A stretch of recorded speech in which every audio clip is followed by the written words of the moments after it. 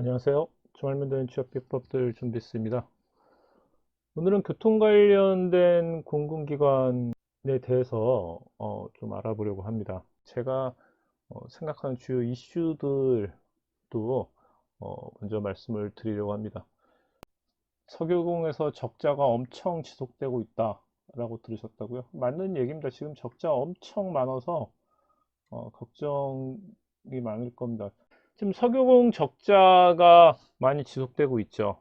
청화명이 말씀하신 것처럼. 그래서 오늘 제가 이야기를 드리려는 부분이 이제 한 네 가지로 이야기를 드리렵니다. 뭐 다들 아시겠지만 가장 중요한 부분은 교통에서는 역시 안전 문제가 제일 크죠. 안전 관련된 문제가 제일 크고요. 그 다음에 말씀하신 이제 수익성 부분이 두 번째 문제가 되고요. 그리고 이제 저는 연계라고 잡았는데요. 이렇게 설명을 드리겠지만 타 교통수단과 연계 부분들, 지금 타 교통수단들이라고 하면 우리가 어, 지하철하고 버스와의 환승 부분을 많이 생각들 하시지만 지금은 새로운 이제 모빌리티 이동수단도 많이 있지 않습니까? 특히 뭐 각 지자체마다 그런 모빌리티를 이제 운영을 하고 있기 때문에 이런 부분과 이제 새로운 환승 시스템 연계 부분도 나올 것 같고요. 그럼 이제 기타로 또 이제 생각한 부분들을 말씀을 드리려고 합니다. 이렇게 네 가지로 생각을 하고 있습니다. 저는 주요 이슈가 이런 네 가지, 안전성, 수익성, 대중교통과의 환승 같은 연계 문제, 그리고 기타 네 가지 문제가 있다고 생각을 하는데요. 이 기타 문제는 좀 이따 말씀을 다시 드리겠습니다. 그런데 이 네 가지 문제가 사실 떨어져 있는 문제는 아닙니다. 이 부분은 이야기를 이제 하면서 계속 나올 수 있는 부분이라고 생각합니다. 첫 번째, 안전성 문제에 대해서 이야기를 드리도록 하겠습니다. 안전은 뭘까요? 면접에서 질문이 나온다면 어떻게 대답을 해야 될까요? 철도 쪽을 지원하시는 분들에게 현재 가장 이슈가 되는 부분이 무엇일까 물어보면 안전이라고 대답하는 분들이 가장 많거든요. 그러면 안전에 대해서 어떻게 준비를 하고 계십니까? 라고 물어보면 대부분 직무 관련된 사항들로 답변을 하시죠. 기술 파트가 아닌 경영, 기획 이런 쪽은 안전은 어떻게 대답해야 될까요? 기술직이 아닌 직무에서 안전이란 어떤 부분일까요? 회사란 여러 가지 직무가 섞여서 일을 하는 곳입니다. 그런데 안전이라는 질문이 나오면 기술직들은 대답하기가 상대적으로 쉽습니다. 기술직이 아닌 예를 들어서 회계 파트나 이런 쪽에서 안전을 이야기하기가 물어보면 답변을 하시기를 대단히 어려워하십니다. 이용자 입장에서 안전이란 무엇일지, 역사 내에서의 안전 문제도 있을 수 있을 거고요. 다양한 안전 문제들이 있을 수 있습니다.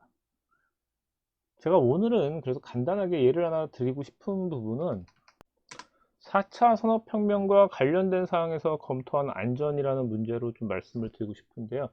제가 왜 4차 산업혁명이라는 이야기를 지금 이야기를 드리냐면 주요 이슈, 면접에서의 주요 이슈가 대부분 직무 관련된 안전 문제, 그리고 이후 말씀드린 수익성 문제 이런 이야기를 하면서 또 한편으로는 여러분들이 현재 사회 흐름을 얼마나 읽고 있나를 물어보려고 4차 산업혁명이나 이런 이야기들을 물어보는 경우들도 많거든요. 그러면 그 문제와 4차 산업혁명이라는 문제와 안전 문제를 연결시킬 수 있다면 하나만을 준비해서 두 가지 답변을 할 수 있습니다. 그리고 4차 산업혁명과 수익성 부분까지 연결시키면 세 가지 답변을 할 수 있고요. 하나의 예상 질문을 가지고 어떤 예상 질문을 가지고 다양한 문제들과 이슈와 연결시킬 수 있는 역량도 면접에서는 필요하기 때문에 4차 산업혁명과 관련된 사항을 제가 만약 준비했다. 저는 이걸 가지고 안전과 이유는 또 수익성과 이런 문제에 어떻게 연결시킬지를 오늘 방송에서는 좀 이야기를 드리도록 하겠습니다. 기술직 분들은 이제 많이 아시겠지만 디지털 트윈이 요즘 많이 연구되는 이슈되는 하나의 부분이죠. IoT 사물 인터넷 관련 기술에서는 현재 디지털 트윈이라는 부분에서 연구를 많이 하고 있습니다. 그러니까 디지털 트윈 기술은 말 그대로 이제 트윈이다, 트윈. 쌍둥이인 거죠. 가상현실이라는 말은 많이 들어보셨을 거예요. 작은 범위로 말하면 하나의 사물을 가상세계에서 구현해 무의 시험하는 것을 좁은 의미의 디지털 트윈이라고 요즘에 말씀드릴 수 있습니다.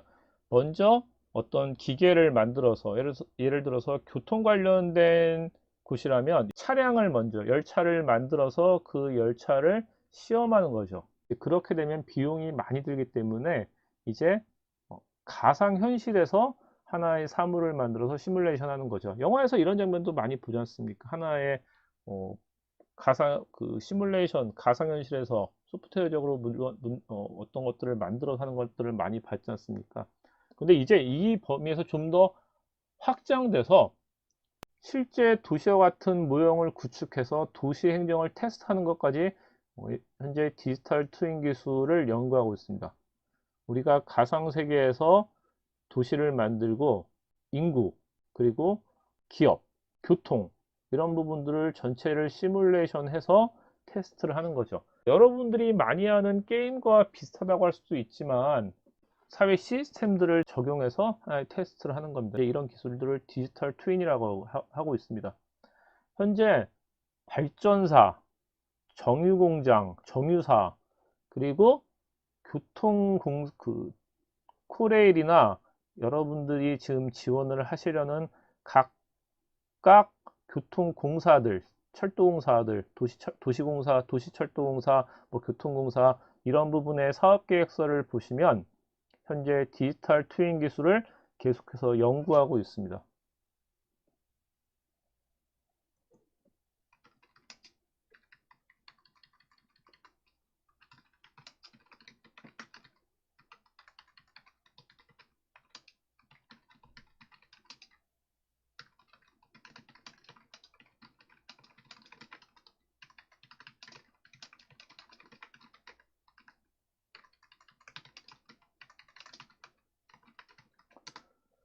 여러분들이 입사를 준비하시는 기관의 사업 계획서, 사업 보고서, 연구 보고서들을 이제 찾아보시면 디지털 트윈 기술을 연구하고 있는 것을 아실 수 있습니다. 그래서 저는 안전 관련된 문제가 과거에는 대부분 이런 이야기들을 많이 하세요. 토목 관련돼서, 전기 관련돼서 안전 관련된 이야기들을 물어보면 매뉴얼에 의거해서 나는 어떻게 안전관리 마인드, 안전관리를 하겠다. 이런 이야기들을 많이 하시는데요. 최근의 트렌드, 이 사물 인터넷이 확장된 이 디지털 트윈 기술을 이용해서 나는 어떻게 우리 기업의, 우리 기관의 부분들을 하겠다. 이런 부분들을 생각을 하셔야 된다는 거죠. 다른 분들과의 차별성을 가질 수 있는 부분이고 또 4차 산업혁명 관련된 나는 기술 동향을 이해하고 있다. 이 측면으로 설명을 본인은 이제 어필할 수도 있는 거니까요. 디지털 트윈 기술을 이해하신다면 행정 관련 직무에서도 충분히 이 기술을 활용해서 나는 안전 관련 서비스를 제공하겠다. 어떻게 제공하겠다. 이 부분들을 이야기하실 수 있기 때문에 일반 행정 관련 지원자들도 이 부분을 이해하실 필요가 있다라고 말씀드리는 겁니다. 여기서 자연스럽게 이제 우리는 이번에 수익성 부분까지도 연결시킬 수 있습니다. 안전은 중요하지만 안전을 무조건 할 수는 없습니다. 안전은 재정과, 즉 돈과 예산과 연관되어 있는 문제이기 때문에 무조건 안전만을 추구할 수는 없습니다. 디지털 트윈 기술을 활용하려는 이유도 직접 사물을 제작하거나 우리가 도시를 테스트하기 위해서 만들 수는 없지 않습니까? 자동차 한 대, 비행기 하나, 열차 한 량을 만들어서 테스트할 수는 있을지라도 도시를 만들어 테스트할 수는 없거든요. 디지털 트윈 기술은 도시를 만들어서 가상의 세계에서 도시를 만들어서 테스트를 한다면 교통에 있어서는 다른 대중교통과의 환승 문제, 폭설이 내렸을 때 어떻게 교통이 마비되고 이런 마비된 문제들을 어떻게 해결할 수 있는지 이런 부분들을 다 시뮬레이션 할 수 있거든요. 디지털 트윈 기술에서는요.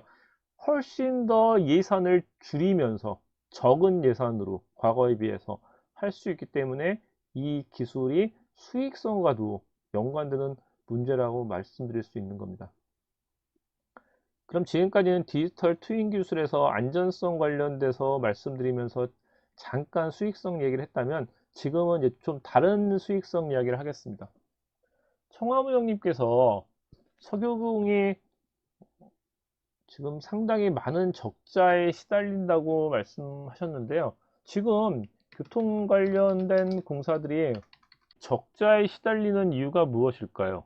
코로나19로 인해 이용객 감소가 더 큰 이유가 아닐까요? 2020년도, 2020년, 2021년 상반기 또는 제가 보기에는 뭐 상반기가 아니라 하반기까지도 마찬가지일 거라고 생각하는데 코로나19로 인한 이용객 감소가 수익성에 큰 영향을 미치고 있지 않을까요?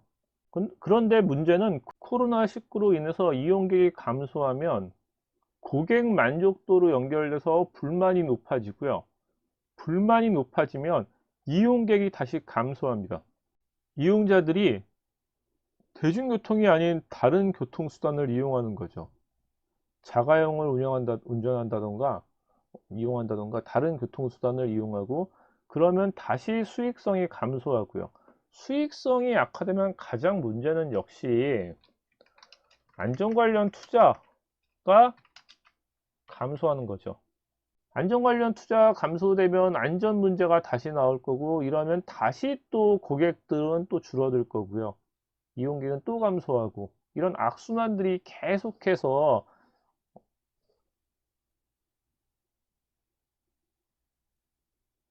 악순환이 계속해서 반복되겠죠. 이런 문제들을 코로나19로 인한 이용객 감소가 현재 저는 고객들의 만족도를 낮춘 고객들의 만족도를 낮추는 불만을 높이는 요인이라고 생각하는데요. 왜 코로나19로 인해 고객 만족도가 낮아질까요? 코로나19로 인해서 고객 이용자들이 줄어든다는 것은 알고 있습니다. 이용자가 그리고 코로나19로 인해서 마스크도 착용해야 되고 여러 가지 불편한 면들은 있지만 이 문제는 꼭 대중교통만의 문제는 아닙니다. 버스나 지하철, 택시와 같은 문제만은 아니거든요. 지금 마스크 착용부터 여러 가지 불편함은 다른 부분에서도 마찬가지 문제니까요. 그런데 왜 코로나19로 인해서 고객 만족도, 대중교통을 이용하는 특히 버스나 지하철을 이용하는 고객 만족도가 낮아질까요?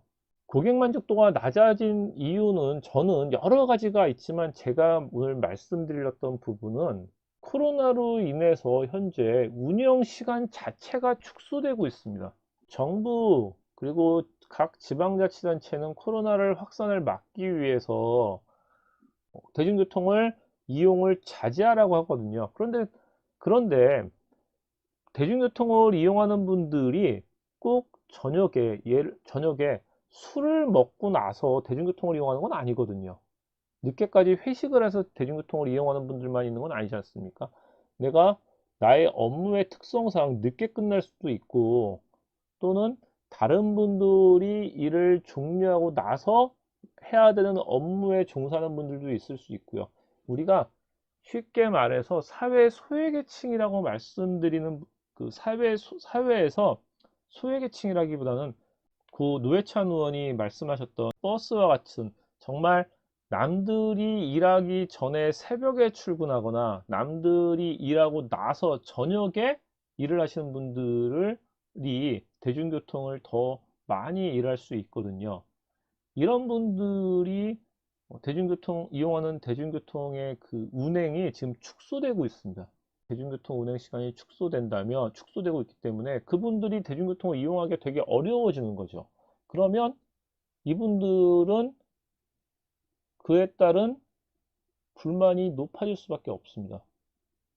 이분들은 다른 교통수단을 사실 대체를 찾기가 쉽지는 않습니다. 자가용을 이용한다거나 택시를 탄다거나 이런 부분들이 쉽지는 않기 때문에 대중교통을 이용하시겠죠.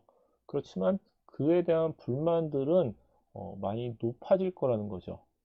그리고 그런 분들을 또 제외하고 평상시에 이제 우리가 뭐 회식이나 아니면 좀 야근을 통해서 늦게 끝나는 분들, 이런 분들이 대중교통 운행이 축소되면 아예 처음부터 다른 교통을 이용할 거고요. 계속해서 다른 교통을 이용하다 보면 그 계층은 아마 대중교통을 이용하는 것에 빠지게 될 겁니다. 이런 문제들이 현재 코로나19로 인해서 발생하고 있기 때문에 이 부분에 대해서 우리가 만족도를 어떻게 높일 것인지 이런 부분들을 잘 고민을 저는 해야 된다고 보거든요.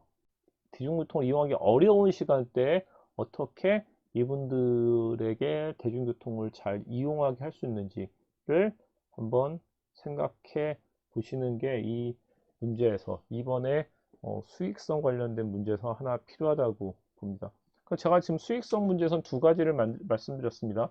앞에서 안전성에서 말씀드렸던 디지털 트윈 기술을 통해서 기술을 활용했을 때 이런 시뮬레이션 관련된 비용을 절약할 수 있기 때문에 안전과 수익을 동시에 할 수 있는 것, 그리고 현재 코로나19와 같은 문제로 인해서 이용객이 감소되는 문제로 인해서 발생하는 고객 불만들을 어떻게 해결할지. 물론 인천이나 대구와 같이 대중교통을 하나의 관광 상품으로 이용하는 곳들도 있습니다. 이런 것들은 어떻게 그런 부분들을 해결할지, 그리고 좀 더 코로나19 이후 포스트 코로나 시대에서는 우리가 대중교통을 다른 관광 상품과 연계해서 어떻게 이제 활용할 것인지, 이런 부분들은 계속해서 고민을 해보실 필요가 있죠. 근데 이 문제는 과거에도 많이 나왔던 이제 그 질문이었고 답변이었기 때문에 아마 많은 분들이 준비를 하고 계실 거라고 생각합니다. 세 번째, 이제 연계 부분 말씀드리겠습니다. 저희가 이제 연계라고 말씀드린 부분은 소위 말하는 환승. 아마 이제 연계는 환승과 관련된 내용입니다. 버스와 지하철의 환승이 대표적이고요. 우리가 연계 부분, 이제 환승과 관련된 내용이 수익성 부분에서도 문제가 중요한 문제고요. 또 이용객을 확보하는 측면에서 고객 만족도를 높일 수 있는 측면이기 때문에 이런 부분은 상당히 중요한 문제죠. 그리고 또 중요한 문제가 연계라고 제가 이름을 붙인 이유는 꼭 환승만의 문제가 아니라 이 도시와 도시 간의 서울과 인천, 경기, 예를 들어서 이런 지역은 지금 환승이 되게 잘 되어 있지 않습니까? 그런데 이 부분에서 서로 간의 불만들이 있습니다. 환승 요금을 어떻게 정산해야 되는지, 이런 여러 가지 문제들이 있거든요. 최근에는 도시철도, 서울에서 운영하는 이 지하철, 전철이 확장되면서 확장되면서 어디가 운영 주체가 돼야 되는지, 이런 문제들도 발생하면서 여러 가지 문제들이 발생하거든요. 또 버스 같은 경우에는 경기와 인천 버스가 서울에 들어오면서 서울의 그 혼잡도를 높인다, 이런 문제 때문에 여러 가지 문제가 발생하고요. 이렇게 연계 문제를 어떻게 해결할까, 이 문제가 있고요. 그러니까 첫 번째 환승, 두 번째 지역과 지역 간의 연계 문제, 세 번째 요즘 대두되는 문제라고 할 수 있죠. 새로운 교통 도구라고 해야 되나요? 새로운 교통 뭐라고 해야 될까요? 모빌리티, 개인용 모빌리티 문들이 나오면서 이 개인 모빌리티와 어떻게 교통을 환승할지, 연계할지, 이 문제도 앞으로 중요한 교통에서 저는 문제라고 생각합니다. 그리고 마지막 네 번째 연계 문제는 교통과 지역 문화 상품, 이런 상품들과의 연계를 어떻게 해서 교통과 관광을 하나로 할 수 있을지 네 가지로 저는 연계 부분이 있다고 생각하는데요. 첫 번째는 환승과 관련된 내용이라고 말씀드렸고요. 그 다음에 도시와 도시 간의 대중교통 이용 문제가 현재 불거지고 있고, 세 번째는 새로운 교통도구와의 문제들, 네 번째는 교통과 지역 문화상품을 어떻게 연계할지. 네 번째 문제에서는 교통을 준비하는 분들은 아마 고민들을 많이 하셨을 겁니다. 외국의 사례에서 패스를 통해서, 이 교통 패스를 통해서 문화상품들을 이용하거나 할인받거나 이런 시스템들이 잘 되어 있는 것들을 보신 분들이 많기 때문에 이런 패스 같은 들을 고민하신 분들이 많이 있죠. 이제 마지막을 제가 생각한 게 이제 기타라는 부분으로 잡았습니다. 무료 이용자들 문제를 중심으로 좀 이야기를 하려던 부분입니다. 고령화 사회가 되면서 무료 이용자는 늘어날 수밖에 없습니다. 무료 이용자 문제를 풀기는 사실 쉽지 않습니다. 정치권에서는 고령화 사회가 되면서 이분들이 정치를 하는 세력화되고 있는 상황이지 않습니까? 정치라는 세력화라는 표현이 직접 정치를 나선다는 표현보다는 이제 투표에 있어서 세력화되고 있기 때문에 이분들을 무시할 수 없어서 아마 이 무료화는 이용할 수 있는 나이를 약간 높인다거나 아니면 쿠폰을 지급해서 이용하는 횟수를 좀 줄인다거나 이런 식의 절충안은 계속해서 나오겠지만 현실적으로 폐지는 어려울 거다 이런 생각을 하거든요. 그러면 여러분들이 수익성을 높이기 위해서 이 무료 이용자들을 어떻게 문제를 해결할지 이런 부분들에서 이제 고민을 당연히 하셔야 되겠죠. 근데 이건 저는 말씀드렸지만 답은 없습니다. 정말 캠페인 정도 문제밖에 없겠죠. 이용 시간을 좀 분산해 줬으면 좋겠다는 거, 뭐 이런 캠페인밖에 없을 거라고 생각하고요. 또 두 번째 기타 문제로 제가 생각한 게 수익성과 관련된 문제일 수 있는데요. 이 공간 활용 문제입니다. 도시철도나 코레일이나 이런 기관들은 각각의 공간들이 많습니다. 사실 토지들이 많은 거죠.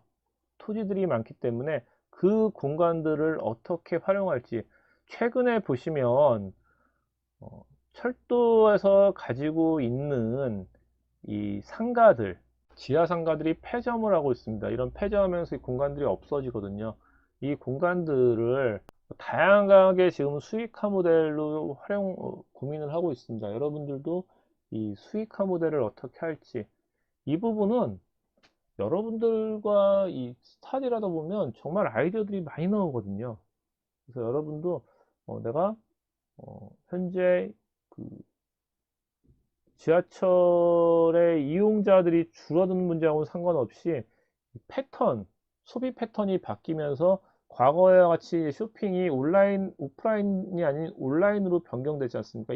이거는 지금 그 철도가 갖고 있는 각각의 그 교통 관련된 기관들이 갖고 있던 그 많은 매장들에 직접적인 영향을 미쳐서 공사에도 지금 수익성 영향을 미치고 있거든요. 이런 부분들을 어떻게 활용할지 이 아이디어가 필요한 거죠.